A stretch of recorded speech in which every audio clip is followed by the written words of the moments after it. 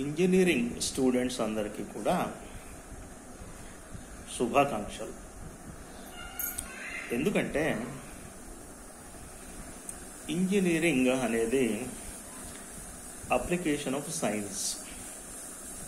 మీరు science subjects అన్నీ కూడా ఇంటర్మీడియట్ వరకు చక్కగా చదువుకున్నారు. ఆ సైన్స్లో నేర్చుకున్నదంతా కూడా ఇంజనీరింగ్లో అప్లై చేస్తారంతే. సో సైన్స్ ఎంత బాగా అర్థమైతే ఇంజనీరింగ్ అంత బాగా రాణిస్తారు. మరి ఈ సైన్స్ అసలు ఎక్కడి నుంచి వచ్చింది అంటే ఇది నేచర్ నుంచి వచ్చింది. నేచర్ని అబ్జర్వ్ చేయడం ద్వారా ఈ సైన్స్ అనేది వచ్చింది. ఒక ఎగ్జాంపుల్ ఇవ్వాల్సి వస్తే, ఇప్పుడు మన చెట్టుపై నుంచి యాపిల్ జారి కింద పడడం గమనించారు మన గ్రేట్ సైంటిస్ట్. సో అది అబ్జర్వేషన్. నేచర్ని అబ్జర్వ్ చేయడం.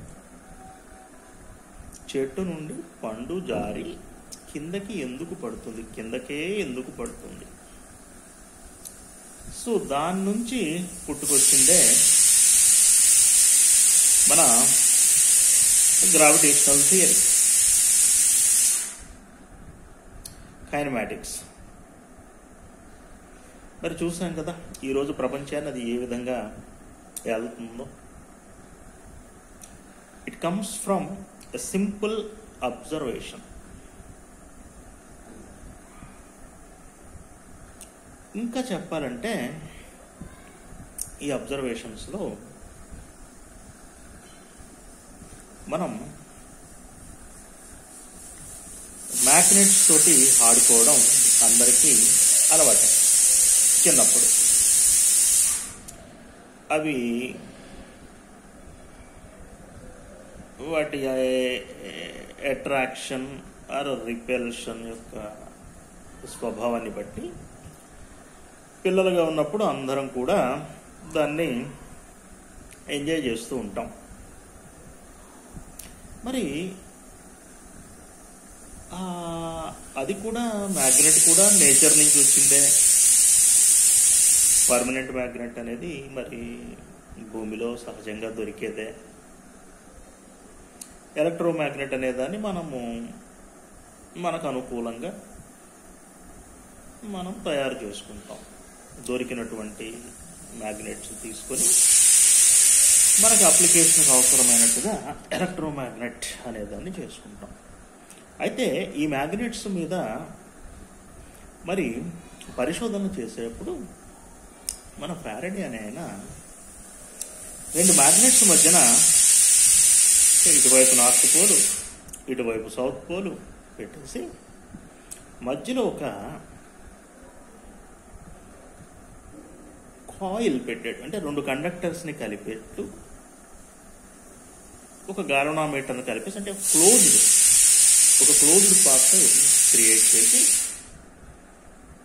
దానిలో మూమెంట్ తీసుకొచ్చాడు. ఆ కాయిల్ని తిప్పాడు. అప్పుడు ఏమైందంటే మరి గాల్వనోమీటర్లో డిఫ్లెక్షన్ అనేది వచ్చింది. సో ఆ డిఫ్లెక్షన్ వస్తుంది అంటే దాని అర్థం ఏంటి? There must be some type of force, some kind of force. అదే ఎలక్ట్రోమోటివ్ ఫోర్స్. ఇది ఎలక్ట్రాన్స్ని డ్రైవ్ చేయడం మూలంగా, ఆ మెటీరియల్లో ఉన్నటువంటి ఎలక్ట్రాన్స్ని డ్రైవ్ చేయడం మూలంగా కరెంట్ అనేది ఫ్లో అవుతుంది. సో ఈ కరెంట్ మూలంగా మరి గాల్వనోమీటర్లో డిఫ్లెక్షన్ వచ్చింది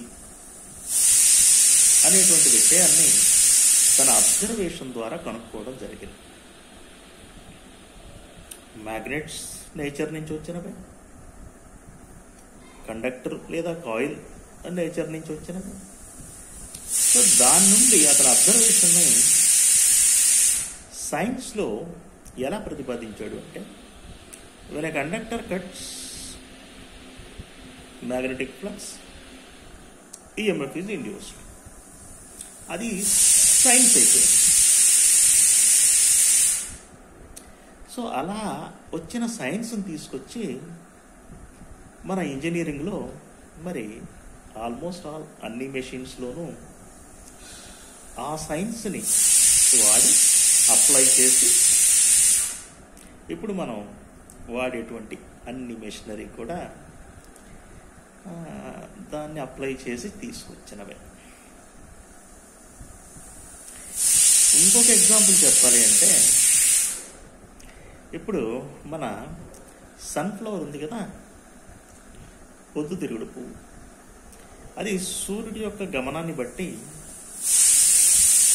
తన యొక్క గమనాన్ని మార్చుకుంటూ ఉంటుంది.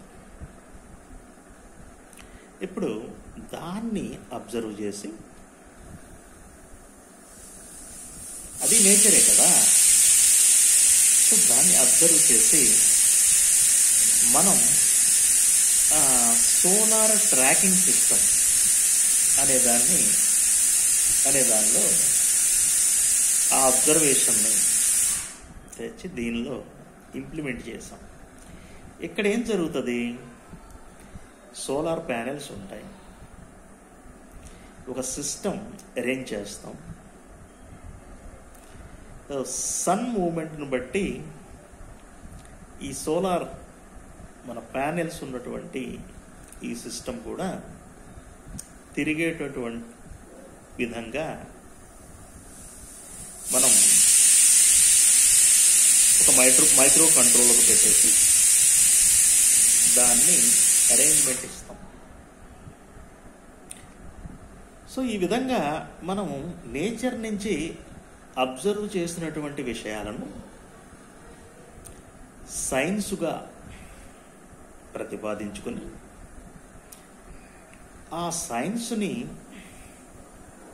ఇదిగో మన ఇంజనీరింగ్లో అప్లై చేసుకుంటాం.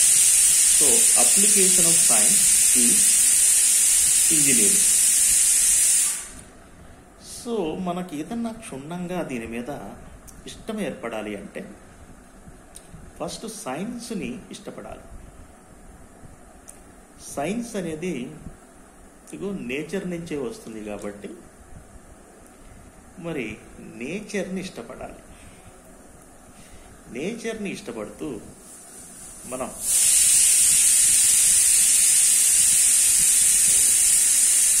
ఇష్టంగా దాన్ని అబ్జర్వ్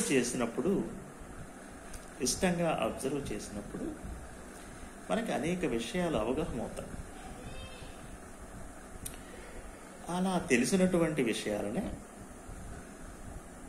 సైన్స్గా ప్రతిపాదించుకుని దానిని ఇంజనీరింగ్లో అప్లై చేసుకుంటాం.